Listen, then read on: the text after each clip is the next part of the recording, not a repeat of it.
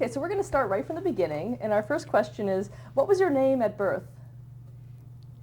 I was too young to remember, I'm afraid. Edward Kean, same as it is now, middle name George. Kean, K-E-A-N, When were you born? 10/28/24. And where? Where? Women's Hospital, 109th Street and Broadway, New York City. Did you grow up in New York? Uh-huh. What was your father's name? George. What did he do? He was a real estate broker and insurance. And your mother? Her name? My mother's name was Ann. Did she work? She did before marriage. She was an actress. And I have a clipping from early 1900s of a review of a play that she was in Baltimore. God knows where it is. And she comes from a theatrical family. Her cousin, one of her cousins was Paul Muni, the Oscar-winning actor. And one of my cousins, second cousin, is Michael Tilson Thomas, who's very big in the concert field, symphony conductor, you may know. Do you think you inherited anything from your parents theatrically like that? Yeah, from both. From my mother, who played the piano as well, and from my dad, who in prehistoric times, he told me, was a partner with Harry Warner of Warner Brothers, Max Steiner, who won the Oscar for the music for Gone with the Wind, a third man named Harry Rapp, who was a very big movie producer, and whose son Maurice Rapp's name is on credits of a lot of television shows, not currently. And my dad, they were partners in one of the first silent movie companies. How he got into it or out of it, I'll never know.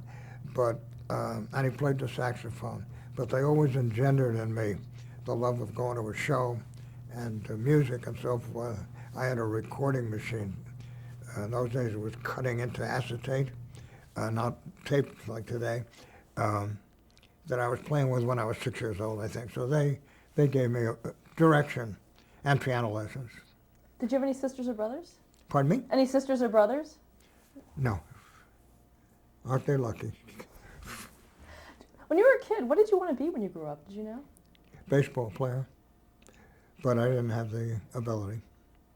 Were you a good student? Very good, yeah. In high school. In college, I had a tough time. Too young. And what about your musical abilities? When did you start to Start to what? those? Your musical abilities. When did those start to come to My the folks gave me classical piano lessons when I was starting when I was about 8 years old. Did you like them? And I won a couple of pink ribbons or something at the concert that I still remember her name after 70 years, Bessie Abrams, who was a teacher, these recitals that she held. And an interesting thing happened that changed my future life. My folks went to the usual bridge game with some people in Manhattan, and their son, Buddy Nossiter, who, to my folks' knowledge, had never played the piano, sat down and played something, and my folks said, how come? He'd been taking lessons for 3 months from a pop music teacher, and my folks mentioned it to me, and I switched, and 4 years later, 5 years later, the teacher was sending me his overflow of pupils to teach, and I had 4 pupils, all high school girls in New York, none of whom practiced, and I dropped the whole thing. How old were you at the time? Under 20, about 20. What was it that attracted you to music? My folks. I just loved it. It's going to sound a little hoary at this point, but I used to write for and get tickets for Guy Lombardo's radio show. Everybody made fun of him, like in later life they did of Lawrence Welk for being so corny.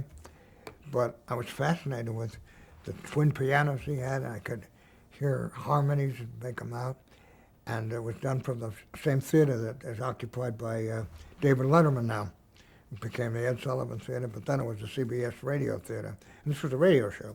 And I used to see Guy Lombardo every Sunday that I could with these tickets. No one else wanted tickets. They're easy to get.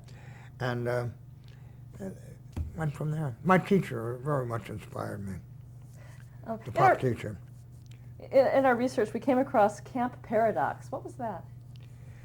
I enlisted in the Navy in early 1942 when I was not yet 18, which you had to be to officially be in the Navy. But I enlisted, and I had a summer to kill before they were going to pick me up, to call me up. And, excuse me, and I was looking for something to do, and I was looking at want ads, and I saw an ad, music counselor wanted. I called.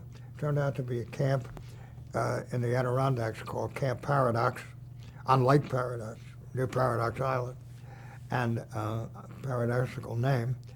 And the owner of that camp was a musical nut.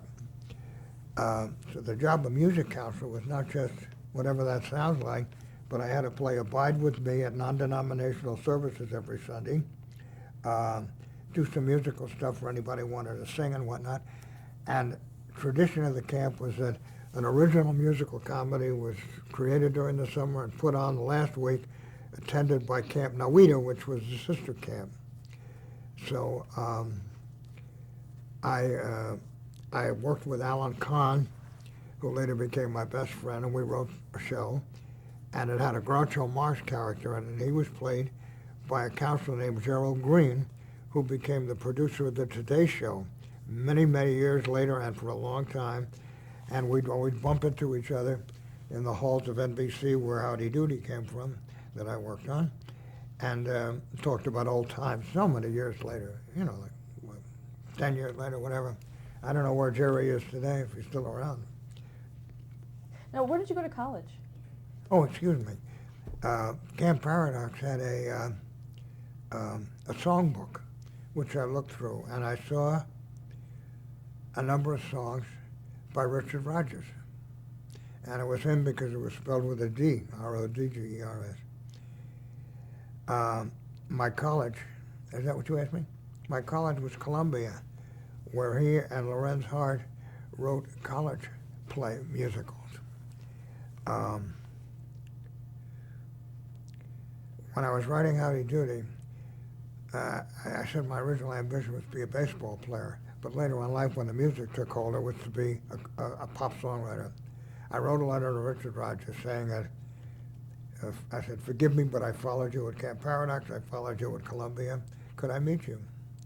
And a secretary called, gave me an appointment, I met him, he couldn't have been nicer.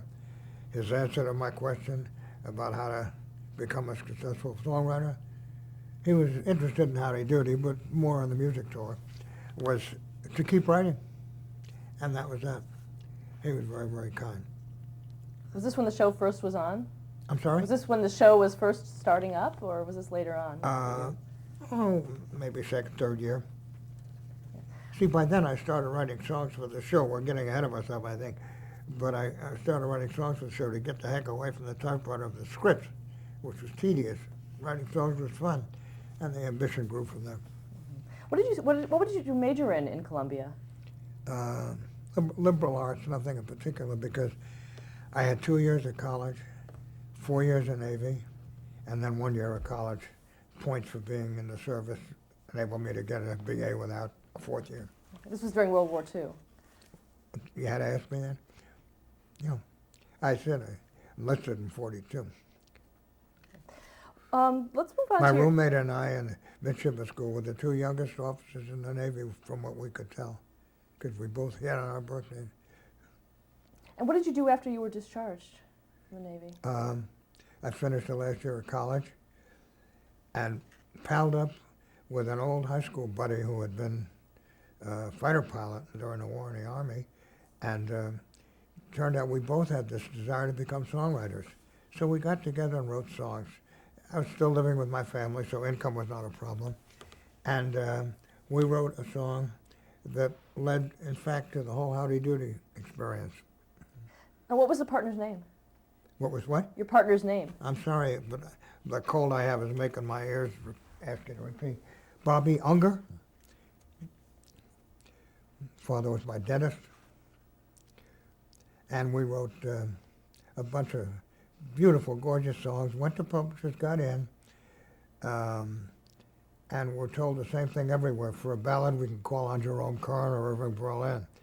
For youngsters trying to get started, go back and write novelties. Want me to continue on this track?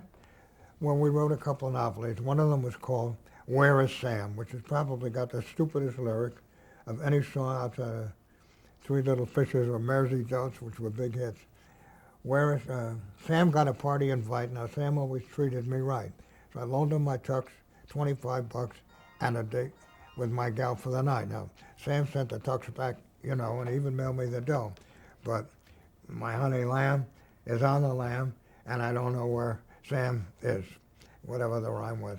Where is Sam? Ain't here or there. Looked inside the Frigidaire, found Al, found Hal, found Sal, but no pal, no Sam, no Sam. Enoch Light was a band leader of the era.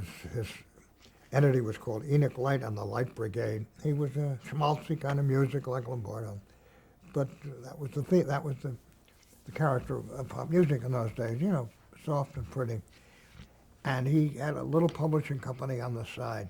Bob Smith had come from Buffalo to replace whoever he replaced. I never knew, in the 6 to 10 a.m. spot on the local NBC station in New York. Excuse me. He was on opposite Arthur Godfrey, which was a lot to be on opposite. And Bob was talented, but not terribly radio charismatic, I thought. But he played the piano, which was unusual for a morning disc jockey. He played records, piano, weather, all the things that go on in the morning. You know the story of morning radio. Something runs more than 15 seconds, it's too long, because the wife is getting the kids ready for school, the father shaving, cooking, whatever. And Enoch went to NBC because he knew they were looking to promote Bob, whom he had met once, and showed him the Where is Sam song. Bob fell for it. NBC agreed to have RCA make a record of it, and he did, and it bombed. But it introduced me to him because I went to the RCA recording studio to watch a recording for the first time in my life. Bob called me. If I'm going too fast, tell me. But everything in my life has happened by accident, except my birthday home.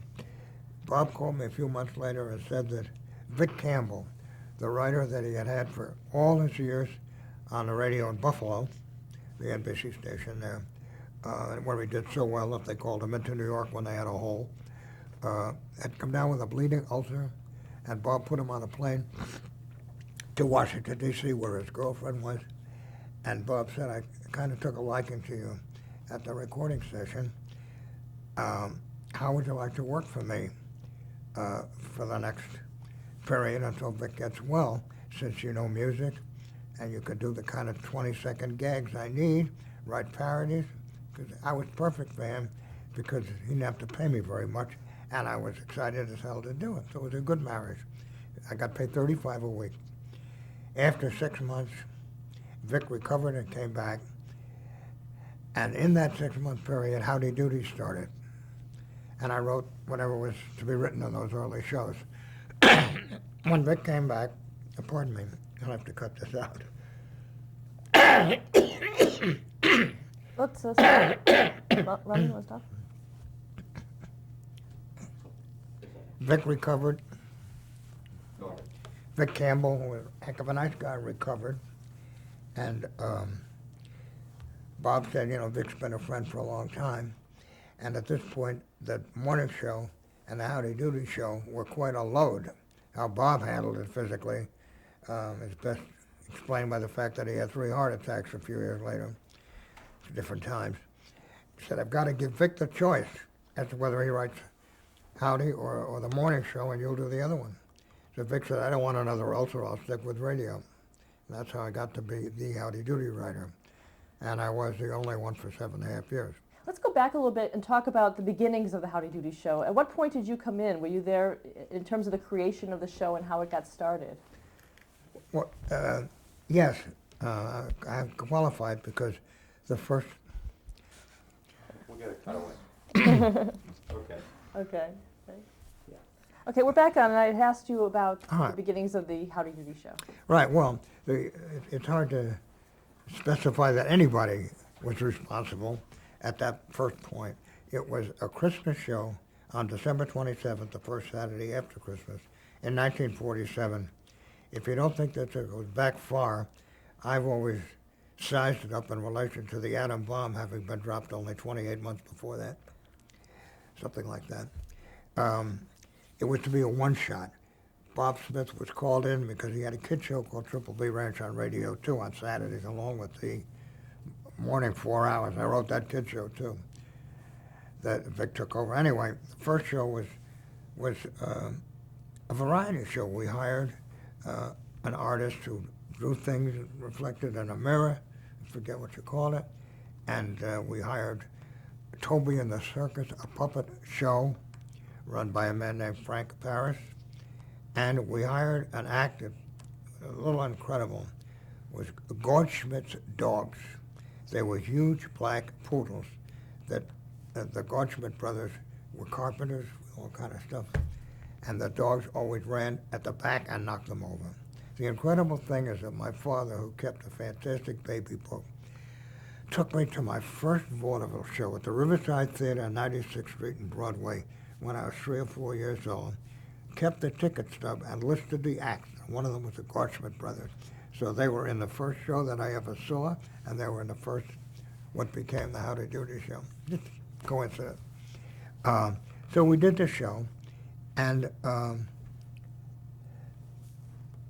the freak of all time, the weather in New York that day,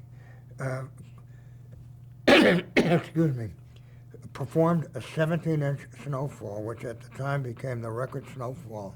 And the few people that had television sets, and everyone else was frozen in, and they had all the kids in the building come to look at this one damn show that was on. I mentioned, I think, before we got on the air here, that Howdy was the first show, which was called Puppet Playhouse, was the only program on the air in the 24-hour period on that Saturday right after Christmas on NBC.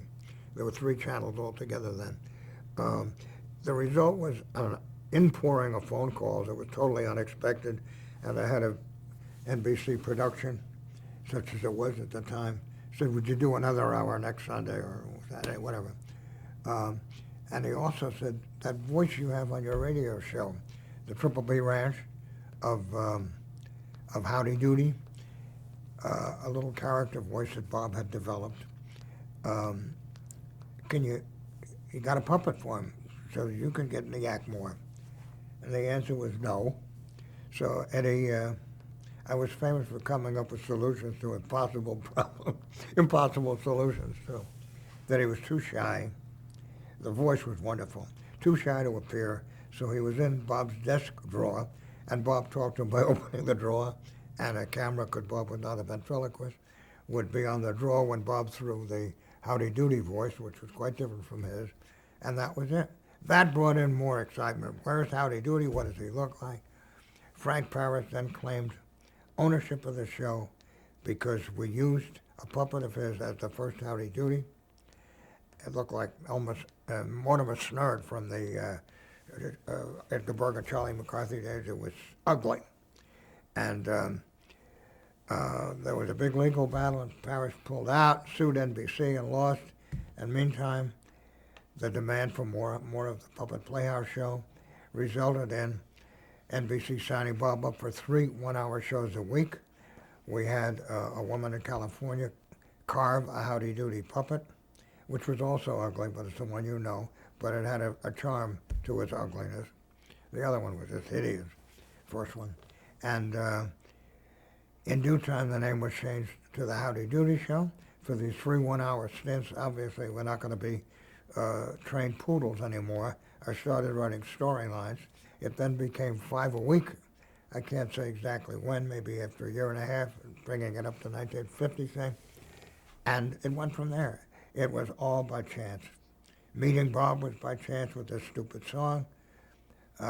Vic opting to stay with radio, and the Puppet Playhouse being a one-shot, becoming a show that ran from 1947 to 1960 under the name Howdy Doody. What about television itself? Do you remember the first time that you saw television? Yeah, it was then. I bought a set right after we got on the air when I knew we were going to be continuous, because television was really a rumor at that time. And as I mentioned to you earlier, the first set was an RCA set, wooden cabinet, which makes better sound, supposedly 10 inches, 375, with a remote that was something connected to the set. It'll lay along the carpet to you on your couch, and you push buttons. And the shows at that time were cooking, wrestling, and eventually two other things. The success of television at NBC was credited to boxing, Burl, and Howdy. If boxing came into the picture, it's ideal for television, no rehearsal, and us, and the Milton Berle Show, which of course needs no description from me. And did you have to do special things to accommodate television in terms of the way you wrote, the visual aspects of television? Well, I had an eye, I guess, for it because most of the story went from a variety show and variety script to a serial because it was the only way you could keep writing this thing and stay sane. Howdy was actually a soap opera for kids with a cliffhanger every night, but not the kind to keep a 4-year-old, which is the median age of audience, awake at night. And most of the storylines had visual centerpieces. They were all kind of offbeat. And I have to say we were very successful, and due credit to Bob Smith, who was a fantastic performer with himself and Howdy, and to Roger Muir, whom you've met, I know, the producer who kept peace in a otherwise sometimes Iraqian situation, and myself, because I applied myself such that I never got married till I was 32, and I wasn't too ugly. The three of us, I would say. Talk about writing the Howdy Doody theme song. How did that come about for you? The theme song's music is the French tune Sera la Boumtier, and the words I made up, they're so simplistic that it's ridiculous, but that's what it should be for a theme song for children. They learn it in no time. And the only thing left from the Howdy Doody show today that spells dollars, with a few exceptions, few little exceptions, is the royalties from ASCAP, which is a licensing society that manages somehow to log performances of every song written by its members, of which I'm one, and Bob was one. And to this day, it's Howdy Doody Time is used as a gag or a reminiscence reminder piece, as a time-setting piece device on shows. And every time it is used, or any of the other songs, there were 99 of them I wrote, some of the others are used too once in a while. And anytime they are, royalties come in. I have a sheet here that you might want to look at that shows the foreign countries in which the song was played. Would you be interested in this detail? Yeah, we'll show that after the. Oh, okay. No, I mean, I'll just tell you what it is. Bob made a guest appearance on Happy Days. That episode apparently was syndicated all over the world and no doubt translated into appropriate languages. And I have performances here of the song I wrote. I should interject that my Navy experience took me to anti-kamikaze suicide plane duty near Okinawa just before the war ended, where the Japs were trying to kill us every hour another plane came, sink us.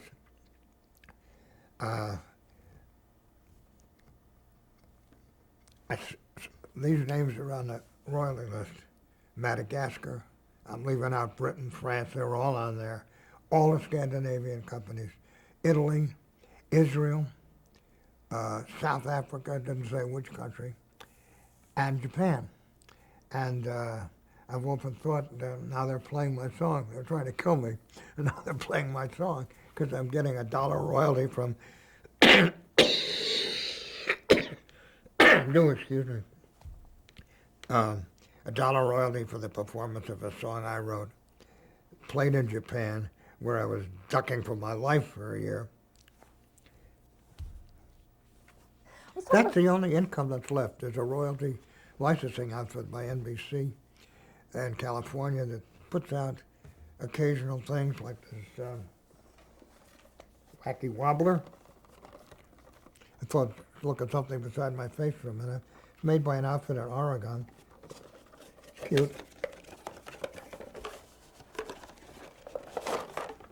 And it's been very successful.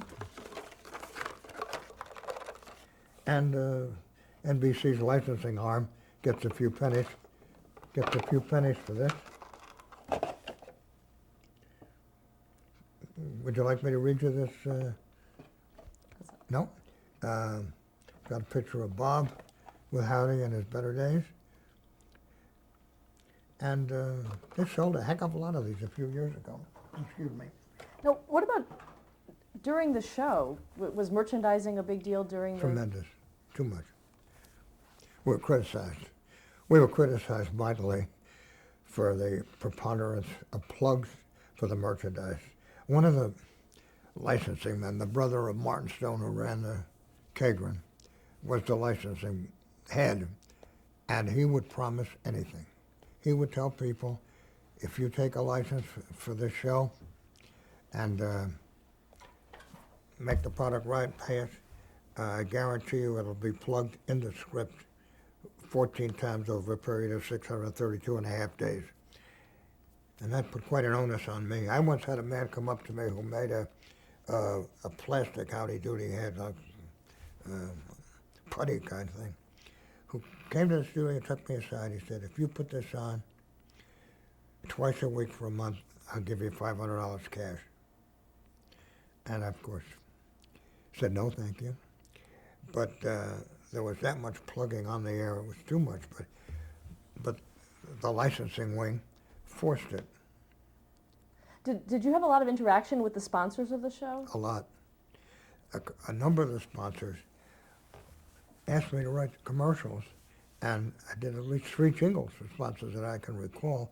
The reason was they wanted it so interwoven with the script that it had more impact rather than you go to the bathroom the minute you see and can tell that a commercial is starting. And I never interwove it with the script, but I'd lead into it in a way that was not just we'll be back in a minute, kid, but time now for Howdy's favorite toothpaste or something like that. I wrote jingles for Ovaltine, which we used to call Ovaltine, and Paul Parrott Shoe, sponsor was International Shoe, big outfit, and for a Mars bar that no longer exists. It was a vanilla Milky Way called Forever Yours. And I wrote a jingle for that. Maybe that's what killed the candy bar, I don't know. But anyway, it was my favorite bar of theirs, and it's no longer around for a long time. Was there criticism from parents and things that the advertising was so interwoven with the show? Tremendous. They'd write to newspapers, NBC, columnists would speak of it, and it was kind of an unstoppable train, I guess.